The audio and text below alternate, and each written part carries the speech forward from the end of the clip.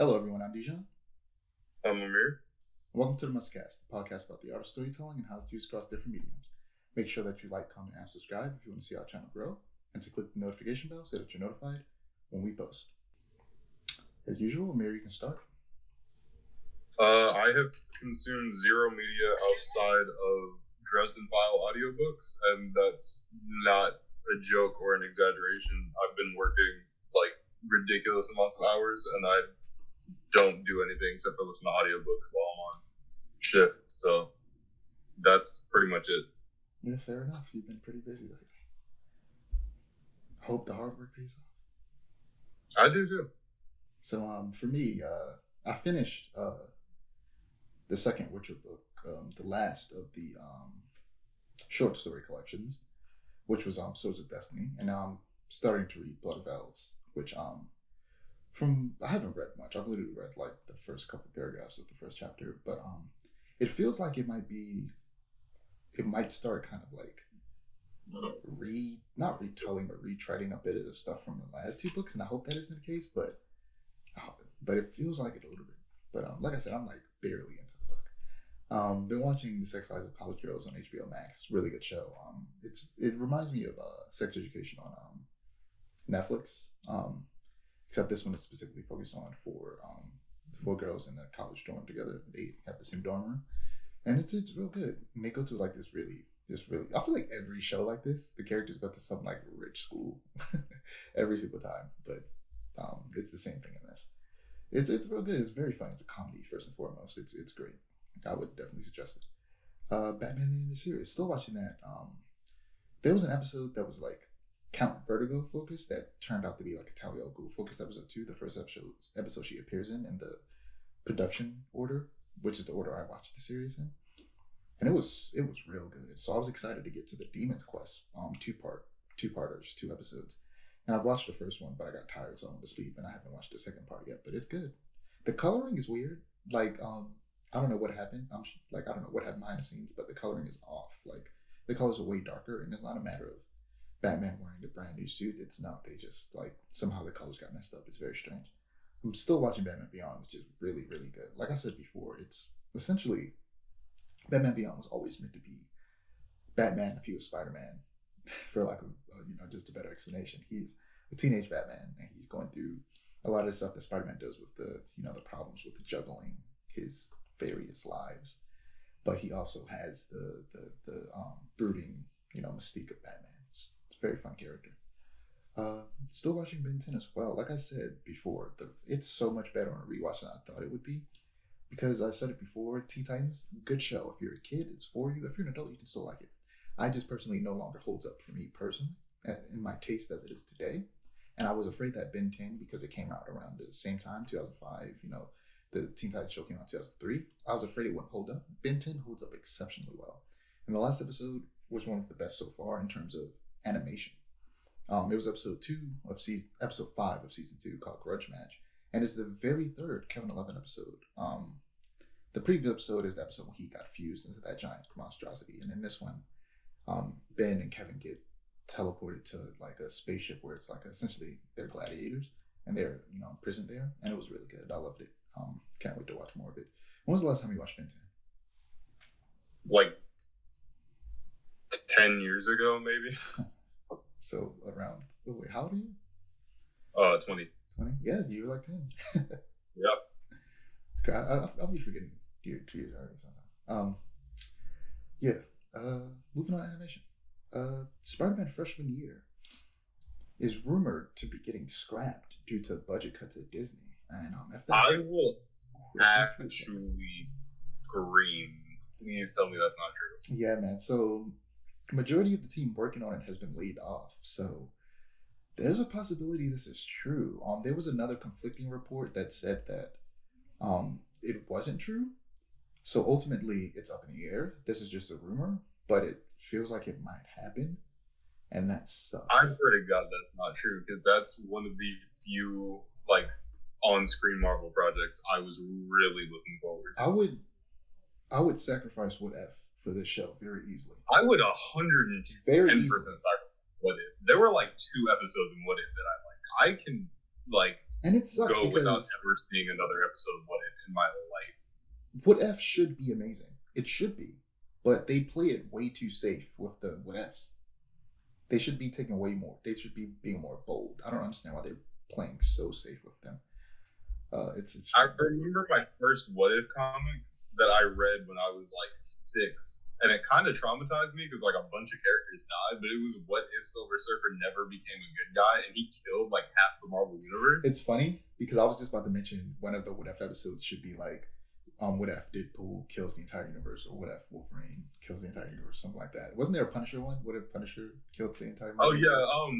Deadpool kills the Marvel universe, Punisher kills the Marvel universe, and I think there was Ghost Rider kills the Marvel universe, or that might have just been part of the Thanos Flynn story where like Ghost Rider did wind up killing like the majority of the Marvel universe. Was it Frank Castle became Ghost Rider? That would be a cool What If as well. That would be really cool. He was Thanos' Ghost Rider. He was the version of Ghost Rider I was talking about. Cosmic Ghost Rider. He was a really cool version of Ghost Rider. He had a combination of Ghost Rider's powers and the power Cosmic, didn't he? Yeah. It was cool. He looked cool. That design was really cool.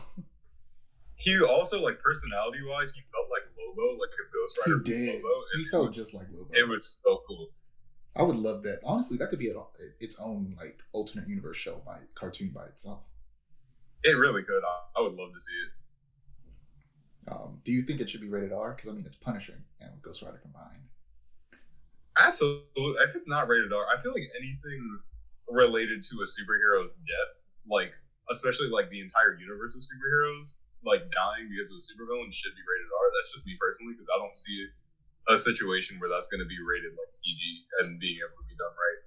But, especially for a character like, Ghost Rider and the Punisher, like, combined, also working for Thanos, like, he's literally Thanos' herald, you gotta do it. Yeah. But, we're gonna move on to Super Mario Bros., the movie. There was a new trailer and a bunch of promo artwork. Have you seen the trailer? I did see the trailer. I'm not excited for this. I'm really excited for this movie.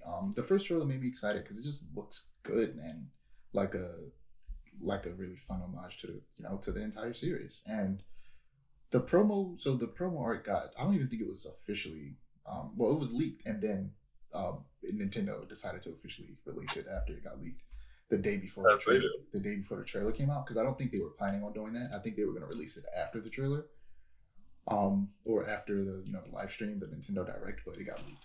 So and one of them, it showed Mario and Luigi posed in front of their plumber's truck that has like an old school Mario design on it and the Super Mario Bros. Logo, and it's all yellow. And in the background, you see Pauline, who, if you don't know who Pauline is, she's the woman that Mario has to save in the original Donkey Kong games that he and Donkey Kong premiered in. And she's in the background. She's also in Isn't she Odyssey. Odyssey, right? Yeah, she's in Odyssey. Yeah. And you also see right next to her a street sign that says Brooklyn. So they are from Brooklyn. It is confirmed. That's what I like to hear. So, they also had one that showed Peach's throne room, but that's also shown in the trailer. So we'll just get into the trailer itself. We saw Donkey Kong, and he's been redesigned. I didn't watch the entirety of the live stream. I just mostly watched the trailer, but there was a part after they showed the trailer in the live stream that where Miyamoto, who created both Donkey Kong and Mario, and his debut game was actually that Donkey Kong game. He said that they redesigned him for the first time since he appeared in 3D. Like Donkey Kong has had the exact same design since he first appeared in a game in 3D, and this design is meant to closely resemble his original design from that first Donkey Kong game. And it just his eyes are really close, and that's the weirdest thing about the design. But it looked good. It looks like Donkey Kong, and you see Cranky Kong in the background sitting on a throne beside Peach, and their entire civilization looks like it's based on like Mayan or like Aztec type culture, which apparently is something that they've done in Donkey Kong Country games before. But I've never played any Donkey Kong Country games. You ever play any like Donkey Kong games? Only Donkey Kong games I've played. Does the first Mario game technically count as a Donkey Kong game? It's called Donkey Kong. I don't know that. Does the first Mario game technically count as a Donkey Kong game? Like the first Mario game or Donkey Kong? Because the first game that Mario shows up in is called Donkey Kong. Then it would be Donkey Kong. Okay. Yeah, so yeah. I played that. I played that in an arcade, and I think, the first Donkey Kong Country that was on DS. I had that. I'm pretty sure that's about it, though. I've never been a huge Donkey Kong fan, but the one that I played on DS was a lot of fun. I like the idea of Donkey Kong. I realized that I had played a Donkey Kong Country game, I think, on like an emulator at some point, and I definitely played the first Donkey Kong game with Mario.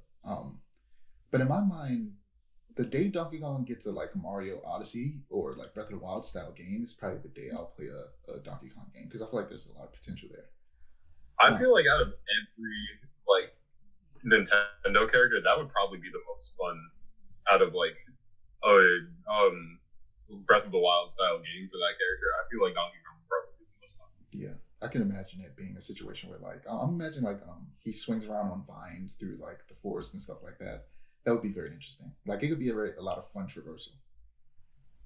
The traverse would be a lot of fun. I'm imagining stuff like similar like swimming through trees, or also like Assassin's Creed 3, like running through the trees. Also a bit of like woods and stuff. Like the Hulk Ultimate Destruction, where he like jumps on the buildings and just like stick his fingers in them.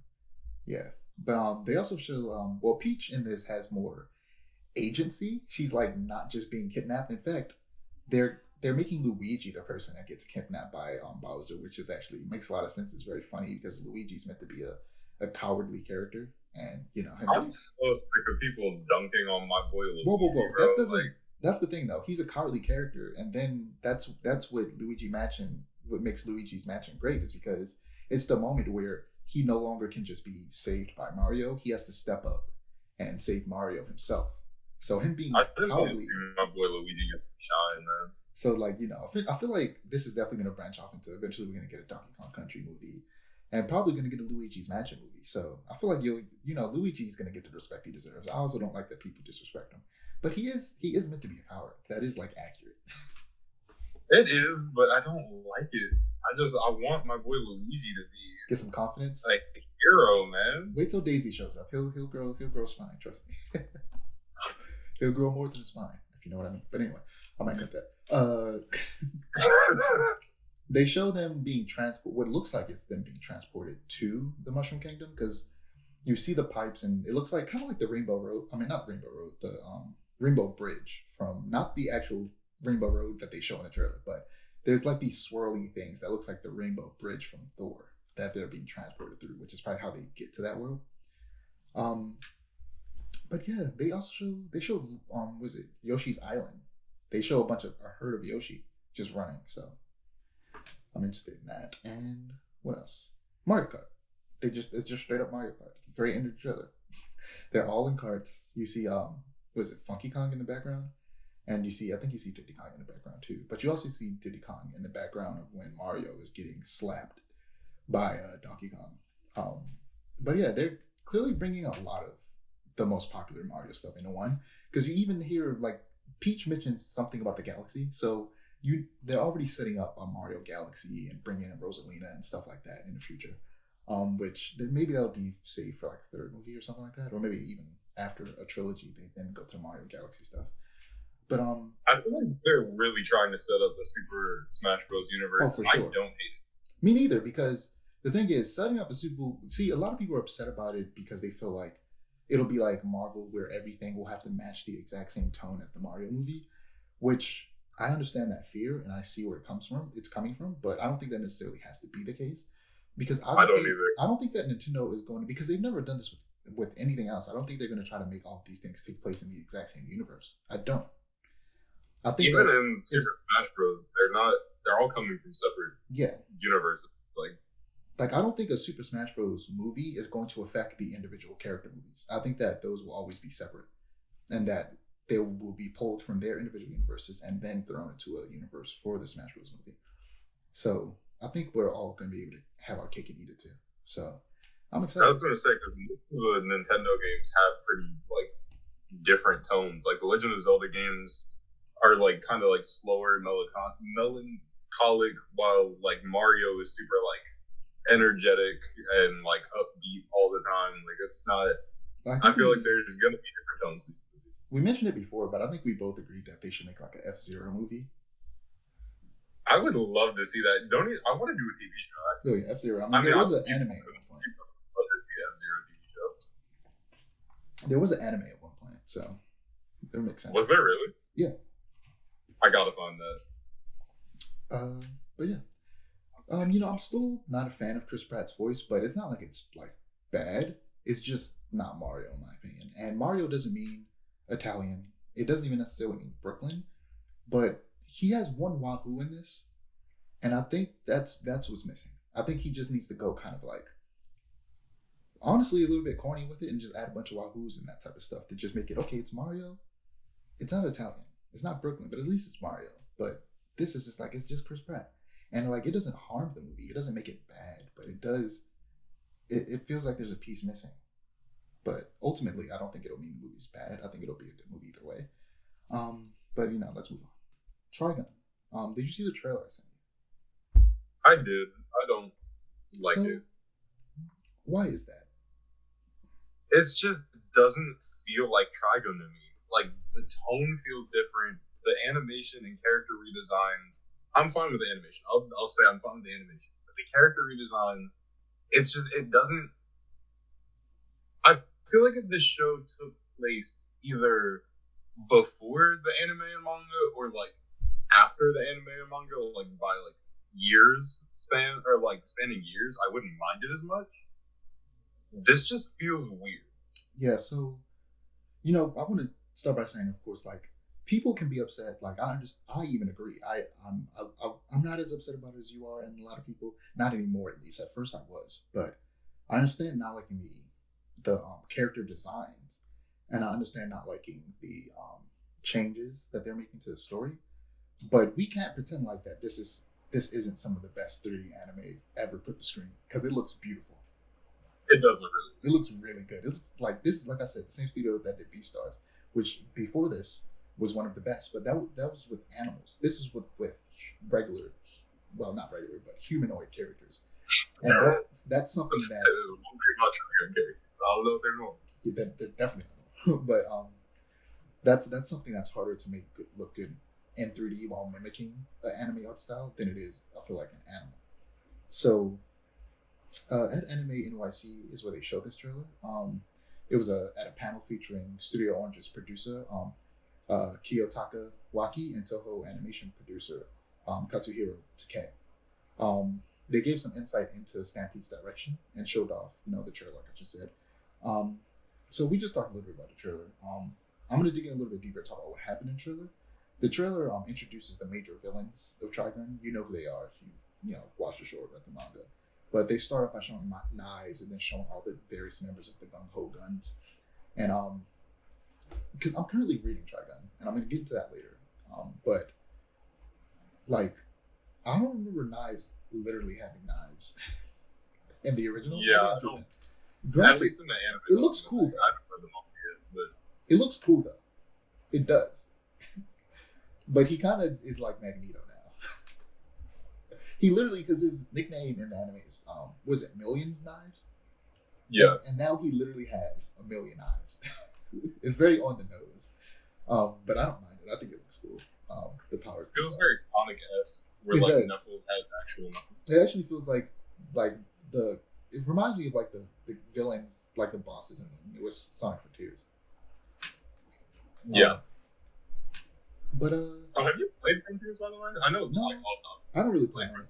I don't plan on it, but I'm glad that it's doing well because I think that this style of Sonic game has potential, and I want them to make a sequel because a sequel will probably improve all the things that I'm not a fan of in the current game, and then I'll definitely play that one. So I hope that it continues to do well because I'm surprised it did so well because it released a day before God of War Ragnarok. But Sonic fans, they go all in, so I'm not completely surprised. But I digress. I got the game, and I've been playing it every once in a while. I got the game the day it came out, actually. I surprised myself with that because I didn't plan on buying it at all, but like on a whim, just like randomly, compulsively, I bought it like the day it came out. It's okay, but I don't know if this is because I'm not a huge Sonic fan or if it's just the style of storytelling. I don't know what the hell is going on. Oh yeah, the story is definitely nobody's going into that for the story. Like, I have no clue what's happening at all. I just know I'm running around. That's pretty much it. Yeah, it looks like it has potential for a sequel. That's how I feel about it. But on to the insight from the directors and producers and producer at for Trigun. So these quotes I'm about to say are I found on the Bounding Intercomics website and are written by Nerdigans Inc. So Takei said, despite claiming that retconning Nightow's original manga didn't quite sit right with him, Trigun Stampede was inspired by the way Marvel reworks and reinterprets the storylines of comics for the MCU. He continues to say, since the majority of anime adaptations aren't like that, I wondered if that kind of experimentation was possible in Japan. And before you say anything, first and foremost, I would like to say that the difference between the MCU and anime is that the comics being drawn from are known to have alternate realities and to consistently change artists and writers. So deciding to tell those stories differently in their various adaptations isn't nearly as jarring as it would be for anime. Because, manga is often a consistent vision from one or a handful of creatives that follows one story from beginning to end. So there's less wiggle room when adapting. This is not to say that it doesn't mean comics can't be adapted beat for beat, because we see that happen mostly in animation, specifically like with the DC movies. And we've also seen manga adaptations that do veer from a different path. Hell, even Trigun. Trigun at the very end of the first season, or only season, or maybe it's two seasons, I can't remember. But at the end of it, veered, way left from where the manga was going. So we've seen it in this very series. So I just want to point that out. That's why, it can be tougher for people to swallow the changes that are happening in this series, understandably so. And, I openly admitted that the story changes, they haven't sat well with me. But I've also said that I hope it's good either way. And, hearing them describe their decisions and seeing this new trailer actually did ease my mind. And, I've cooled off since I first figured out that they were going to change it. And it's made me more open to this direction. And ultimately, it's a situation where as long as it's good, I think that people will start to move on. And honestly, not even good, it has to be great. Because if it's just okay, you're going to open the door for people to say, it was okay, but not good enough to warrant the changes. So it has to be great, and I think it's going to be great. But that's purely based on animation. Who knows if the story changes they make are going to be good? What do you have to say about that? As someone who Trigun is one of my favorite anime of all time, every time I bring up like my top 3 favorite anime, I forget about Trigun, which feels really bad, but compared to like the other anime in my lists, I feel like it is kind of forgettable personally, but it's still one of my favorites. Like, it's in my top 3. But I feel like if you're gonna change Trigun, you have to do it well. Trigun has a pretty passionate fan base, and I feel like if you're gonna change it, first of all, most people aren't gonna like the fact that you're changing it in the first place. It doesn't matter how you're changing it. But that's only the people who've seen it before or read it. New fans won't care. Oh yeah, no, new fans won't care, but I feel like it's the same with just about anything. Yeah, new fans of anything don't really care about changes to old stuff because they haven't experienced the old stuff. You know what I mean? Yeah, I know what you mean. But like, as someone who has experienced the old stuff, who loves the old stuff, this is very noticeable and very jarring. You know what I mean? Like, it's just. But I hope it's gonna be great.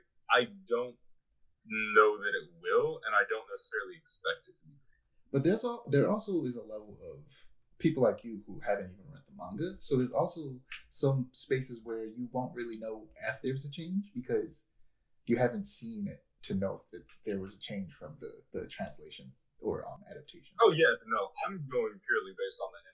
I plan on reading the manga, but I also have a backlog of like 9 other manga that I have to read that have not been started. I mean, I'm nearing the end, I think, of the Golden Age arc in Berserk. Like, that should tell you exactly about my manga reading habits. So it's on my list, but it's not gonna get done for at least another year and a half, probably.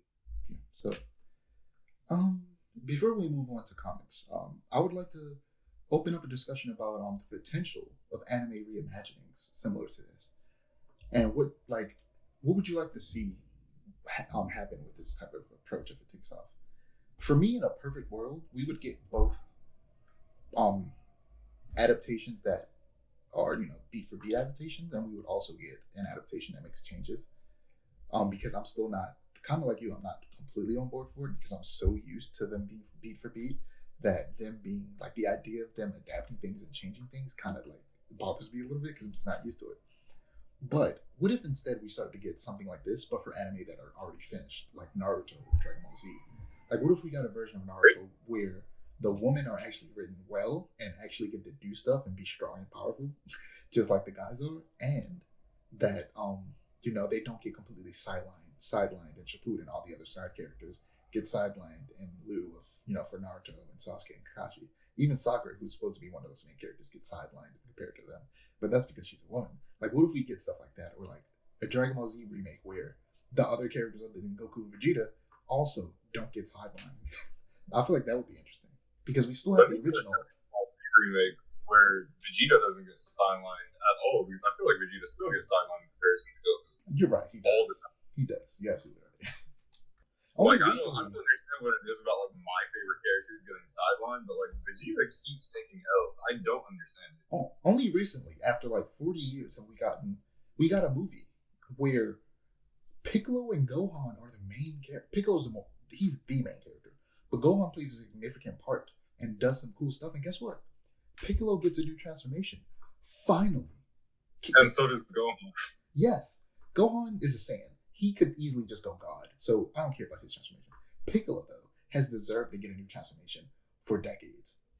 I'm very happy that Gohan's finally getting some more stuff. Gohan was my favorite character for a long while. And that the movie is very critical of Gohan because the movie is literally about Piccolo telling Gohan like it's okay that you're a dad and that you don't want to fight, but you still have to train. You still have to be ready just in case. That's what the whole movie is basically about. I still can't believe Gohan was going to be the main character of DBZ after the Cell Saga, and then Kishimoto was like, no, not Kishimoto, that's Naruto. Akira Toriyama didn't think that the fan base would understand, so he just brought Goku back. Like, I don't understand that. I don't understand why. And then just the sideline Goku for the rest of the series. They've introduced the multiverse. They could really do like a what if type style thing with Dragon Ball Z. I feel like that's okay. So I gotta get the person who like showed it to me to send it to me so I can send it to you. I'm really glad you mentioned like anime remakes that you would love to see because I want to see a version of Dragon Ball Z. There was this fan animation. I know what it is because I've seen it 1,000 times. Animation. What did you say? I've seen it 1,000 times. I know exactly what you're talking about. The Broly one? Yeah. I loved that. So, I want a more sci-fi, but like more connected version of Dragon Ball. Because Dragon Ball after the Cell Saga just feels insanely repetitive, especially in Super. I want something similar to that, where like oh my god, it was so amazing. That animation was so awesome. I want to see like a continuation of that universe specifically. Like you say more sci-fi, but to me it honestly felt more like following the more mystical route that it originally started with, because they're incorporating more of that Monkey King stuff into the like why Saiyans can transform. Like there's more. Oh, I can see that. I can definitely see that. But I also feel like something that I would love to see more, not just in like Dragon Ball, but just in like fantasy or like fiction in general, is combining sci-fi and fantasy elements. Like yeah, like Thor, especially in the MCU, being more like cosmic and fantastical. And Wonder Woman is the same in Wonder Woman Earth 1. They combine a lot of that Greek mythology along with sci-fi. I love stuff like that. Like I really love like combining the sci-fi and fantasy elements. Stuff like Deep Rock Galactic. I don't know if you ever played that game. It's really fun. You should if you haven't. But if I had to guess, it combines like Lovecraftian and technology. I didn't hear any of that second part. I said if I had to guess, is it combining like Lovecraftian and technology? No, but kind of maybe. It's more of like a comedic like party game than anything. But you and your friends are literally dwarves, and you're mining, but you're mining asteroids in space. That's interesting. Honestly, I It's would love really that. Would be fun, like a whole fantasy sci-fi series that isn't Star Wars, that is like leans even heavier into that type of thing, where it's like elves and like orcs and all that type of stuff, but it's in space. That would be very interesting. that would be awesome. Like, I dragons, love but they're space dragons. That would be great. It would be so cool. Like Fing Fang I Foom. would love that. But yeah. Oh yeah. Before we go into comments, I want to say that I was thinking like an alternate universe they could do in Dragon Ball Z is like, what if it's a universe that's kind of like what are the race of from Invincible that are like the Supermen? Oh, Viltrumites. Viltrumites, like Saiyans, right? Saiyans and Viltrumites are very similar. Obviously, the Viltrumites were inspired by Kryptonians, and Kryptonians are very similar to Saiyans in a lot of ways. What was I going to say? I just got lost in that train of thought. But imagine a universe where like it's a situation like with Mark and his dad, Nolan, versus the Viltrumites, except that it's like Vegeta and Gohan and Goku versus like another universe where all the Saiyans are alive but they're evil. That would be pretty cool. But yeah, I feel like most of them, at least in the beginning of Z, were like pretty evil. Yeah, but there's only like 3. Yeah, because they all died off pretty quickly. Yeah. Honestly, I wouldn't be surprised if at some point in the Dragon Ball universe they'd be like, well, it turns out Saiyans were still out there. They were just really, really far deep in the galaxy. They should. They kind of did that with Kaba, Vegeta's brother in Super. Yeah, they honestly should do that. I think it would be cool. I think it'd be cool, but I also feel I'm surprised they haven't done it already because I feel like they've been running out of ideas for an unfortunate amount of time. But you know who hasn't run out of ideas? The fans. Hire us. You know, that's a good one. Or they could just steal from the fans. No, don't do that. But comics. So I've been reading a couple Naruto spin-off comics. I forget their names, and I'm not going to look it up. But one of them is focusing on Asuma and Karina's daughter, and the other one is focusing on Sasuke. And it's only honestly the way I wish Naruto continued rather than the way that it did with Boruto, because I feel like that they should have focused on other ninjas outside of Naruto and Sasuke rather than going and immediately focusing on their children. Because I think they should have picked up maybe a couple years after the end of Naruto. And you focus on like the Konoha 11, the characters that didn't get the respect they deserve, like Rock Lee, like Tintin, like Shino, you know, like what's the dog guy? Kiba. Like those characters. Hanada. What's the dog guy? It's funny because most people forget Shino's name, but I remember his, but I forgot Kiba. I forget Kiba exists, yeah. Kiba could be cool though. I feel like his power is very interesting. He could be a werewolf. I like werewolves. But yeah. I've also finished reading Blood Syndicate issue 6.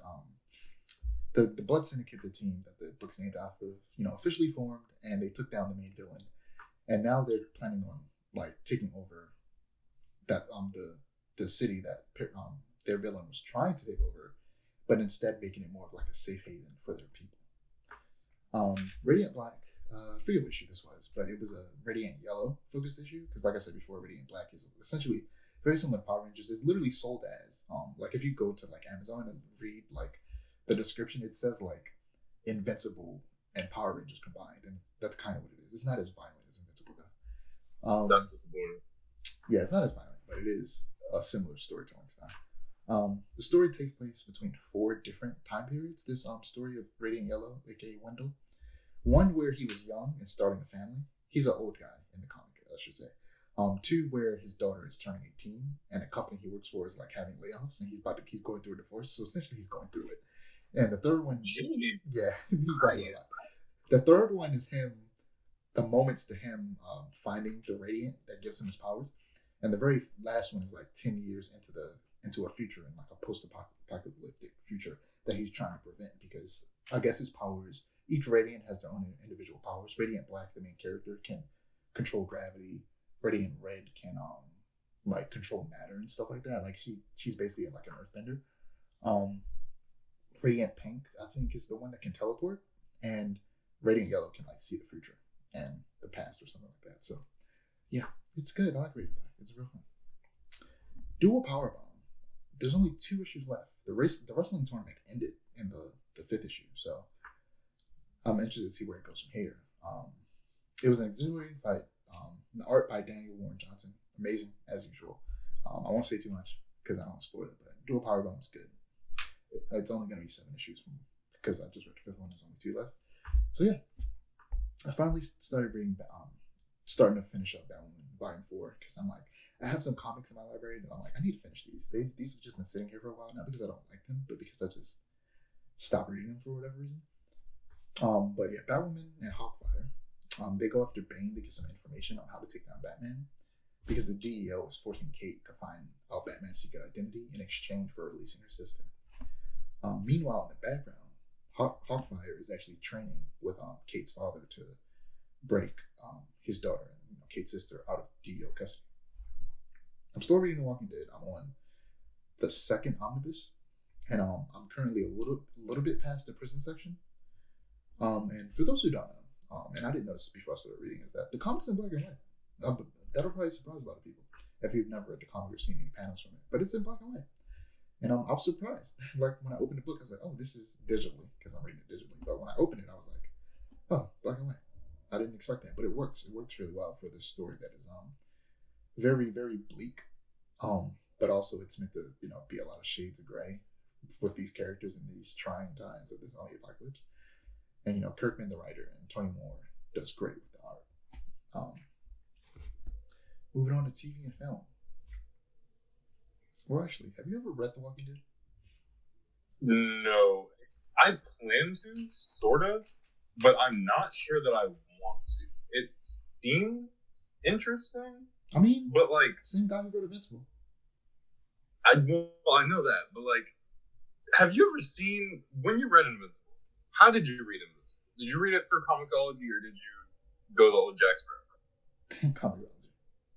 Okay, so as someone who went the old Jack Sparrow route, they have like ads from around the time that like the comic came out, and I read all the ads. Now I don't know if you care much about spoilers, like no context spoilers. I have no context about this. For what? But The Walking Dead? No, I don't give me any spoilers. Like ads about this. Don't give me any spoilers. But like, you saw it. Don't give me any spoilers for Walking Dead. Okay, so there's stuff like Rick Grimes 2 million or something like that. Oh yeah, I know like, that. But that's like a separate like alternate reality story. I don't know. Like, that's it's not just so weird. That's not canon. That's like a non-canon. It's not canon. Okay. Yeah. Okay. You thought that it got weird. That you thought it got weird, didn't you? That was my full draw of wanting to read Walking Dead. Was that Rick Grimes 2000 advertisement? That was it. So spoiler alert for people who don't know. In the Rick Grimes 2000, you can correct me if I'm wrong, but they essentially like have an explanation for the zombies, but it's essentially like aliens type thing. That was for the main universe too. That was for like the main zombie apocalypse. It was like an alien. Like there was some alien thing, but it was weird. But yeah, no, that's all I know outside of that. I know Rick Grimes 2000. That seemed fun. Now that I know that's not canon, I don't really care about The Walking Dead. I mean, but you can still read Rick Grimes 2000 or 2000. I can, and I probably will eventually. But I was really hoping that like that was part of like the main Walking Dead or like the canon spinoff of main Walking Dead because that seemed like fun. Yeah, no, Walking Dead does not get that weird. That's really unfortunate. I would love a Walking Dead animated series that more closely follows the comics though. That would be fun. TV and film.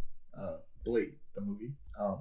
According to Deadline, Jan Demange, I think that's how you pronounce it, will now direct a new script. I completely read that wrong. Jan Demange will now direct, and a new script is being written by Michael Starbury.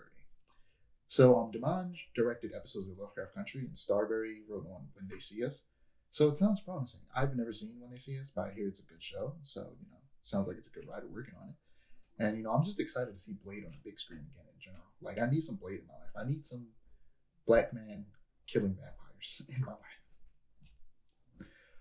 Speaking of which, actually, there's this these animated shorts for the what's that game called? Midnight Suns game that came out recently. Actually, I think it came out today. Because a bunch of reviews started getting posted, or maybe it was yesterday. But the very first one is so good, and you should watch it. I'm gonna send it to you.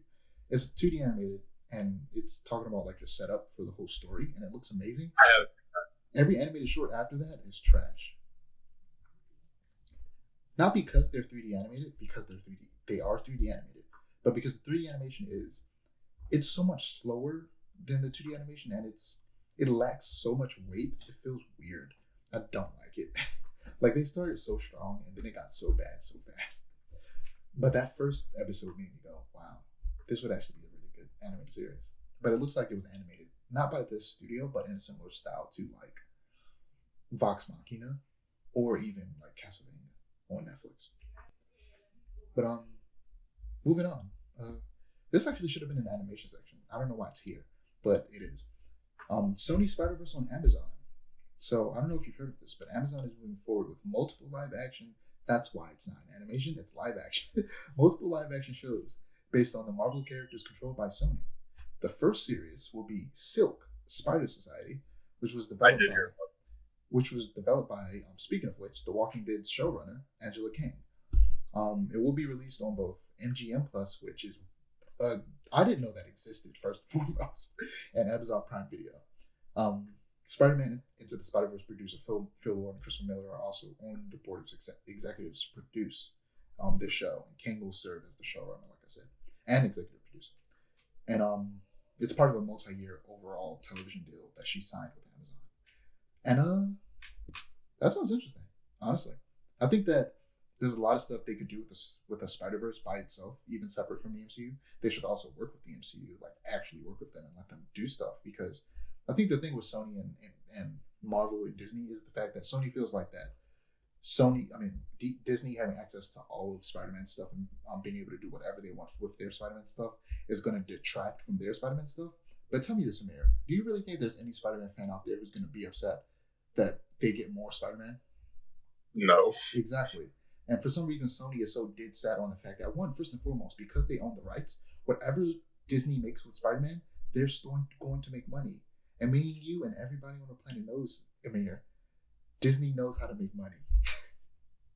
So it's a weird situation, this whole rights thing, because it's like Sony, all they have to do is play ball and they will still get to continue to making stuff. Which, actually, I'm pinning it all on Sony. But it's also weird on Disney's part, because Disney also is in a situation where they don't want Sony to make certain Spider-Man stuff if they're going to use it. And they both just need to realize, us fans just want Spider-Man stuff in general, and we want both Spider-Man solo stuff and Spider-Man stuff in the MCU with all those characters. So just give us both and do whatever you want with both, and give both access to all of Spider-Man's characters, and we'll be happy. I think once they realize that, we'll all live good, fruitful lives. But anyway, I digress. That was completely separate from what I was just talking about. But what have you heard about the whole Amazon Spider-Verse? Oh, I just heard that Amazon is making their own Spider-Verse, and I heard they're doing a Silk show first, which is a little weird. I don't know how that's going to work. I don't necessarily think it's going to be bad. As long as they don't do that weird spider sex stuff. Honestly, I kind of hope they do, because it's kind of fun. It is funny. It. I know a lot of people don't like some of the stuff. It's funny, but it shouldn't be. It shouldn't have been done. It was hilarious. I like it personally. I can understand why people don't. It was so weird. I think it's peak like weird comic book-ish stuff. And I feel like if there's anything related to like weird comic book shit, that should be that. It's peak sexist comic book. Namor. There's a rumor. This is a rumor that a Vibranium war is coming with Talokan and Wakandans being at the center. Both Captain America New World Order and Thunderbolts will be about obtaining Vibranium. And it makes sense that all the government and political focused movies would like kind of deal with this and kind of like cross over like this. But I think I wrote this weeks ago, and I think it's been confirmed that the Thunderbolts will have to do with this, but not necessarily Captain America New World Order, but it may touch on it a little bit. But I think Thunderbolts is almost still rumored, but almost confirmed that they will be like trying to steal Vibranium. And I think Bucky is probably gonna, be a turncoat, because they helped him move past the helped him with the psychological trauma of being the Winter Soldier and the deprogramming. So there's no way he's gonna work against him, right? So you wouldn't be so sure that there's no way that you would work against them? Unless I they made feel him like the Winter Soldier again. But this is the Winter Soldier we're talking about. I don't know what they'll do to force him to do this. I mean, like, but he feel won't do it of his own free will. right. He won't do it of his own free will. He won't do it of his own. And even if they I will do, say and even if he does, he'll probably eventually like betray them. But I'm very interested to see this new Thunderbolts movie if that is the case, because I'm not a real big fan of the cast. Me neither. I think what Zemo's supposed to be part of it. He's not though. That's the thing. He's not? Okay, never mind that. So the cast that I thought that was going to be part of this, I thought it was going to be Winter Soldier, Yelena, Taskmaster, and Zemo. And I think Red Guardian. I think that was and maybe Ghost from Ant-Man and the Wasp? Yeah, it's Ghost. It's a bunch of super soldiers. It's Red Guardian. It's Taskmaster. It's Ghost. It's Yelena. It's Bucky. And it's U.S. Agent. U.S. Agent, that's what. I don't know why I thought Zemo was going to be in it, but it makes sense. That's because we wanted him to be in it. And I do really want Zemo to be in it, but I could have sworn, I swear to God, I read something that said that Zemo was part of that cast. I wouldn't be surprised if he actually does show up in the show and joins, and it's just they're keeping it secret. We need more Zemo, bro. Zemo was one of the most fun characters. Oh wait, there's another rumor that happened that I'm glad happened before the podcast. Is that there's a rumor that the villain? There was two rumors, right? There was the first rumor that the villain was going to be Hyperion, and now there's a rumor that the villain's going to be Sentry, which is even worse because he'll destroy them even faster than Hyperion would. I could see Hyperion being the villain. They would it would make a lot of sense, especially because he is part of the Thunderbolts, or he has been part of the Thunderbolts in the past. He's currently part of, I don't know if it's the Thunderbolts or another team, but he's part of a team that it's like a bunch of superheroes from across the multiverse that are like joining together from like worlds that had been destroyed by, I think, Secret Wars, and they killed Namor. Like, they straight up beheaded Namor because Namor was the person who had destroyed their universe. That one was really cool. I'd only seen like a little clip of that, or like a little snippet of that. For those who don't know, it would make sense if Hyperion was the villain because he's been part of the Thunderbolts. But also, did you read the Taskmaster series from 2020? Before you get that, I was going to say, for those who don't know, in like Hyperion's debut, he held apart two planets, which then exploded against him. And he survived. Oh, it wasn't just two planets. That was two universes. It was just drawn as two planets. He was holding apart two universes. Hyperion is a wild character. Obviously, they're gonna nerf him. Obviously, like every character gets nerfed in the MCU, but like, how much are they gonna really nerf him though? Like, are they gonna just make him another, like super soldier product of like super soldier experimentation or something like that? Because they've done that a lot with a lot of characters, just made them a product of super soldier experimentation. I honestly don't mind that though. I kind of like the super. Yeah, I wouldn't either. He would be like what's his name? The guy who plays Dean in The Boys, but he plays Dean in Supernatural. But I forget the actor's name. Oh, Jensen Ackles. Yeah, I love Jensen Ackles. I think I've mentioned this before. I will watch anything that Jensen Ackles is in just because of Jensen Ackles. I love Jensen. Yeah, Soldier Boy is basically he's kind of like that. He became a Superman type person. In the comics, he isn't really that powerful, but in the show, he's as strong as Homelander, which is wild. But Taskmaster 2020 Taskmaster series. Taskmaster fought Hyperion like 1-on-1 in that series in 2020. He lost. I heard he lost. Like, he was beaten within like an inch of his life, and it was very clear that Hyperion was holding back the whole time.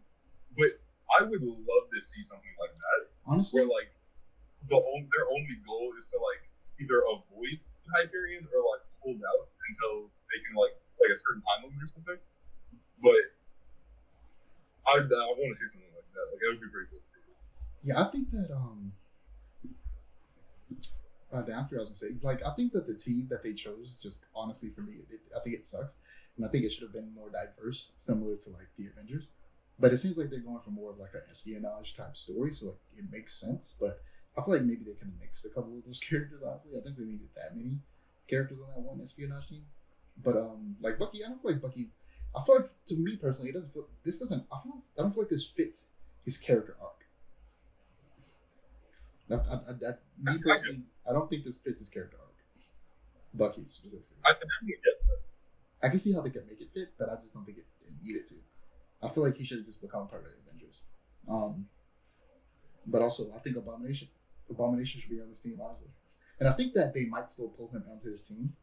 Like, maybe that's how they pull him onto the teams, because Hyperion shows up and they need someone strong enough to like actually fight him. So they pull in Abomination from his like his vacation home in She-Hulk. I would love to see Abomination. I would love to see Red Hulk, which I still think they're probably going to do Red Hulk. I would love to see Elektra now that Daredevil is canon. I would love to see Elektra on this team. I know that it won't happen because of his show and like everything that's going on with the TVA, but like getting this version of Loki onto the Thunderbolts would be a lot of fun. So moving on to Andor. So this is a show that's ended, so we're definitely going to take some time with this one. But let's make sure we save enough time for Guardians. So Andor. I have Guardians holiday. Okay, good. Another one we can save for next time, but I still have a little bit to say about it. Andor. Andor continues to be amazing. Well, it's ended now. I wrote this note before it ended, but it's amazing and is a breath of fresh air for Star Wars in general, and definitely for me personally when it comes to Star Wars. And spoiler alert for the show. I assume you finished it. Yeah, I finished Andor. So spoiler alert. We're just gonna talk spoilers. It's good. We think it's good. Let's move on to the spoilers. So the Prison Break was great, and Andy Serkis absolutely killed it. Like, he's an amazing actor, and I'm used to just seeing him play CGI monsters and stuff like that, like Gollum and like what's his name from Star Wars? Very forgettable villain. And it looked like what was his name? From Black Panther. No, I was talking about the villain in like The Force Awakens. And, Snoke. Yeah, Damn, Snoke. I forgot about Snoke. Yeah, because he was very forgettable. But speaking of Claw, I was actually going to bring up Claw, and it makes me upset that they killed Claw so early on, because he could have been so good if they let him live. Because, especially with the direction they're going with the Vibranium War stuff, Claw would be amazing in the story like that. I hope somehow, some way he survived. But didn't he get shot in the head? I don't know if he got shot in the head or the chest. I can't remember. But either way, people have survived getting shot in the head. Just say he survived somehow. Maybe he had Vibranium on him, because Vibranium somehow magically heals all wounds. So maybe he used Vibranium to save himself. But I mean, in the comic, he literally becomes a robot. Living sound. Like that's his whole villain thing. Yeah, maybe they do that instead. Then they would just be Andy Serkis playing another CGI character though, which is funny. But Luther's monologue at the end of I forget what episode it was. I think it was the second to last episode. His monologue in that episode was amazing. You're talking about the one under the bridge on Coruscant? Yes. Yeah, that was great. That was easily one of my favorite monologues in the entire show. Also, his ship is cool as hell. At the end of the episode after that, when he's fighting off those TIE fighters with his ship, was so cool. That's one of the coolest ships I've ever seen in Star Wars, in my opinion. It felt like something out of like a James Bond movie, and it made me low-key want a James Bond style like movie, but set in the Star Wars universe with someone with like a tricked out ship like that, doing espionage stuff similar to like what Andor and Luthen are doing. I feel like that could be really cool. That would actually be fun. Like, I would love to see something like that. But speaking of bringing a character from Legends that like doesn't have a whole lot about them and like do it that way, I would love to see something like that. Yeah, that would be interesting. But speaking of speeches, the Marva's speech, post-mortem speech in the finale, really touched my soul and made me a little emotional. It really got to me because it was very inspiring. You know, it was about, you know, rebellion and fighting against the Empire.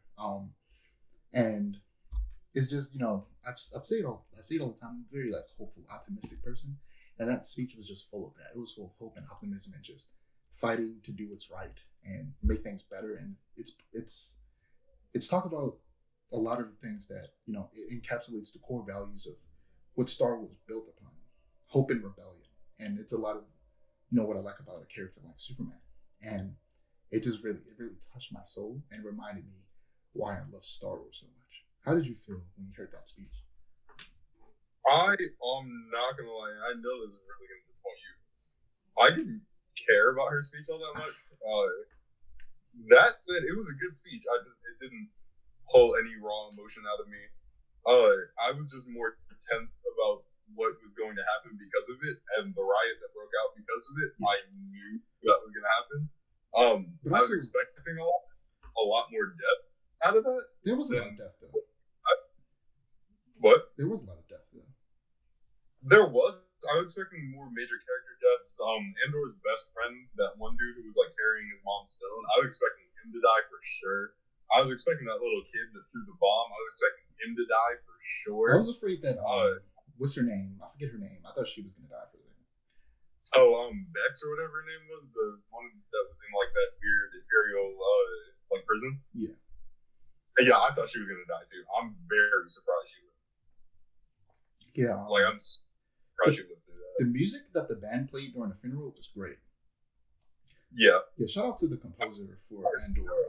Nicholas Bertel is the composer for this show. He did a fantastic job.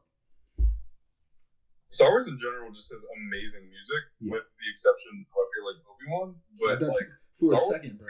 For a second, I thought you were about to say Mandalorian, and I was gonna choke you through the screen. I love the music. I really was afraid you were about to say Mandalorian. No. Kenobi. The music in Kenobi was so disappointing for me. That's one of the main things I've never been so disappointed by John Williams in my entire life. He only did the main theme. He didn't do the entire score. But that main theme to me personally, it doesn't really fit Obi-Wan for me. And it also sounds like the Spider-Man PS4 Star Wars theme way too much.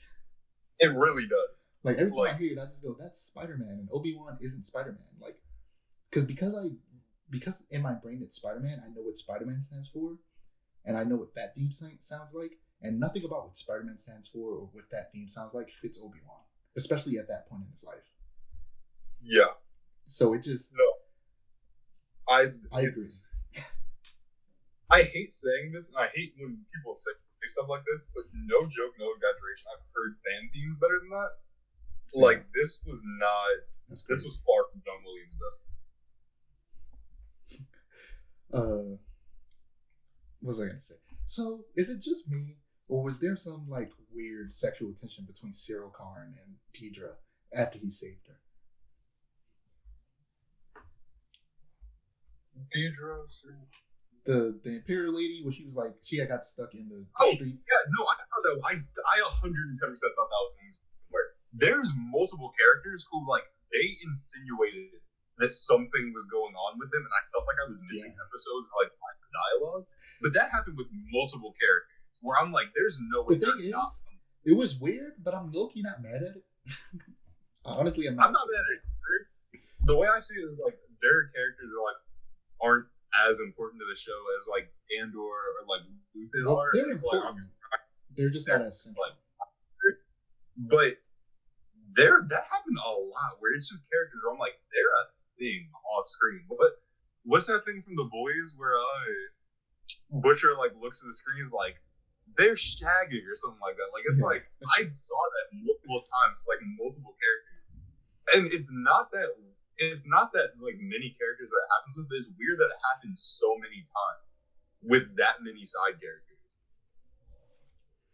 Yeah, it's the two of them.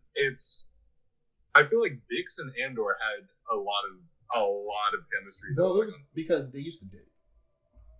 Did they? Yeah. Was that stated? Yeah, that was stated. That's why her boyfriend didn't like Andor, because he was jealous. I knew that he was jealous, but I didn't think they dated. I thought that was just like him being unreasonably jealous. Yeah, no, they used to date. Okay, so that one's out the window. But I mean, there was one that was just straight up an actual romantic relationship with the Indian lady. I can never remember her name, and the white woman that is Mon Mothma's cousin. They were straight up in They a relationship.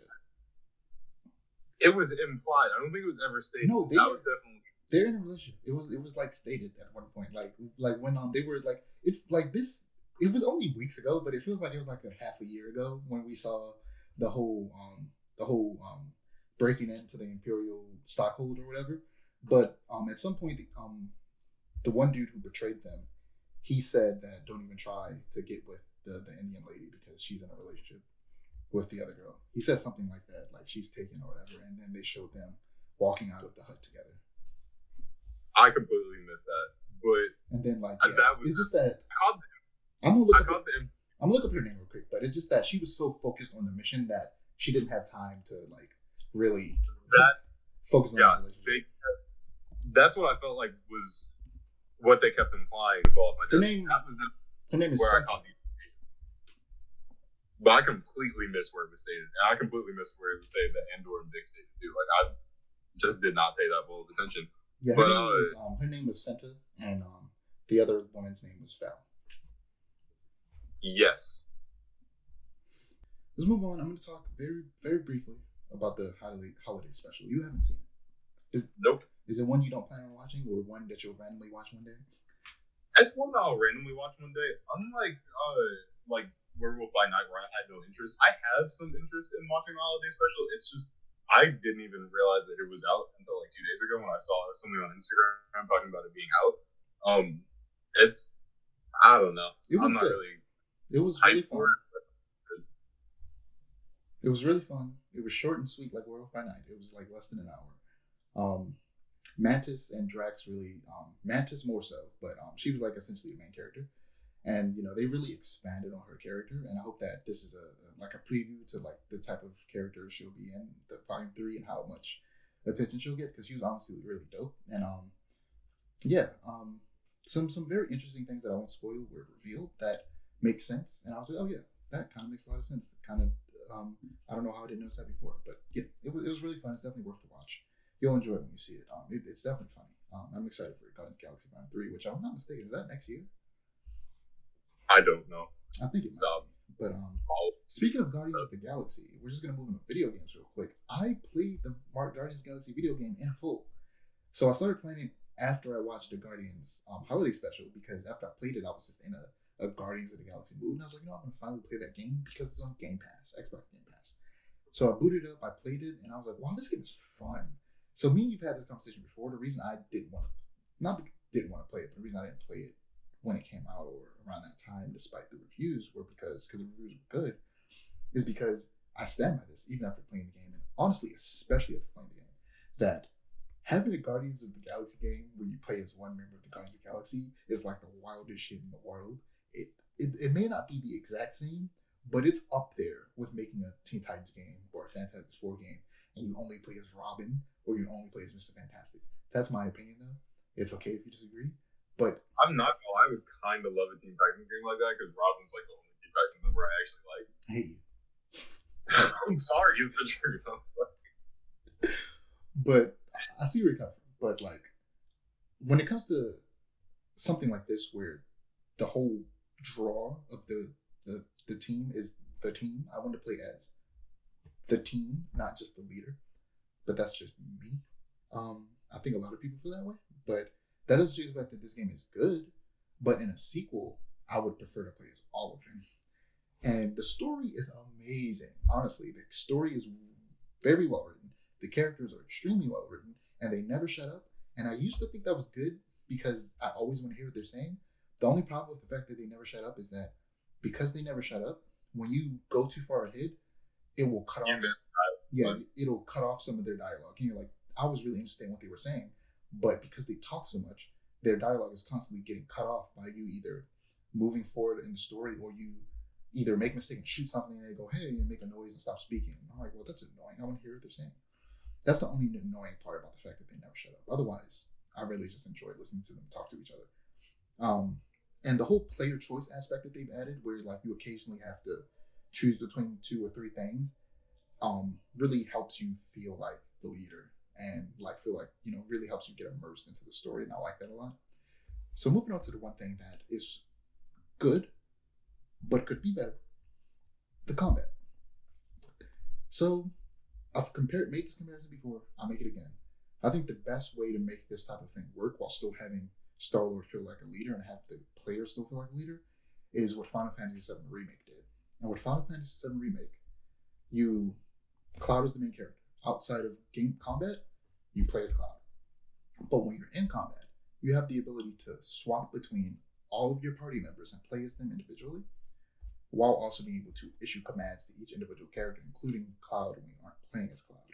I think doing something like that for a sequel to this game would be amazing and would help alleviate some of the repetition that you get in the combat, where playing as Star-Lord going around just flying around, dodging and shooting gets boring after a while, and it makes you... He has a melee, but his melee sucks, and it's very unsatisfying, and what's really missing is just a very satisfying type of melee. If he had a melee, maybe I wouldn't care that much, but because he doesn't, and I see Drax and Gamora out there doing cool stuff with their blades, I'm like, I want to do cool stuff with the blade. Maybe the solution is to just give him a good melee weapon, because in the lore, it says that his guns can transform into a melee weapon, but they never do. I thought they were, but they just don't. So, yeah, that never happens. But we're going to call it there. I had a few other gaming things I want to talk about, but I can save that for next time because you got to get out of here. You know, as usual, you can find my ad below me. Amir's at below him, and the Musker's at below that. Don't forget to like, comment, and subscribe to our channel if you want to see more storytelling content, and to click the notification bell so that you're notified when we post. Peace.